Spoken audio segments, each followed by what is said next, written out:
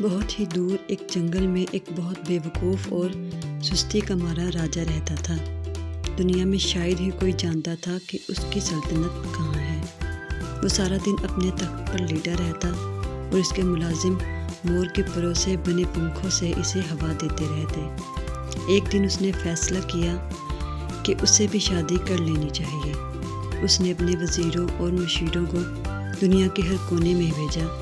اس کے وزیر اور مشیر بھی اس کی طرح عقل مند تھے۔ اس نے وزیروں سے کہہ کر بھیجا تھا کہ اس کی بیوی ایسی ہو جو زمین پر بھی چل سکے اور ہوا میں بھی اڑ سکے، جس کی شکل انسانوں جیسی ہو لیکن وہ انسان نہ لگتی ہو، اس کے 4 بازو اور 4 ٹانگیں ہوں۔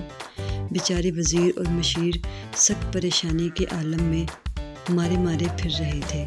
تبھی انہیں راستے میں ایک بہت ہی عقل مند بوڑھا ملا، جسے انہوں نے اپنی مشکل بتائی۔ وہ ہنس کر بولا، یہ تو بہت آسان ہے، یہاں سے ایک بندریا پکڑو اور اپنے راجا کے لیے لے جاؤ۔ وزیروں اور مشیروں نے ان کا کہا مانا اور ایسا ہی کیا۔ راجا نے بندریا کو دیکھا تو غصے سے کہنے لگا، تم پاگل ہو، یہ تو بندریا ہے۔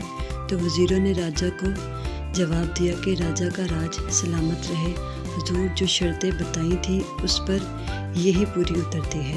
یہ دنیا میں واحد جاندار ہے جس کی شکل انسانوں سے ملتی ہے لیکن انسان نہیں ہے۔ یہ درختوں پر ایک درخت سے دوسرے درخت پر اڑ کر جا سکتی ہے اور زمین پر بھی آسانی سے چل سکتی ہے۔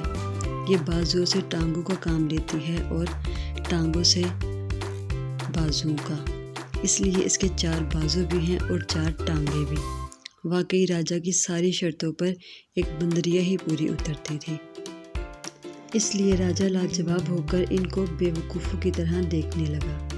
پھر بندریا سے تو اس نے شادی کیا کرنی تھی، وہ ساری عمر کنوارا ہی رہا، لیکن لوگ بندریا کو نہیں بھولے اور راجا کی غیر موجودگی میں اسے بندریا کا شوہر کہتے رہتے۔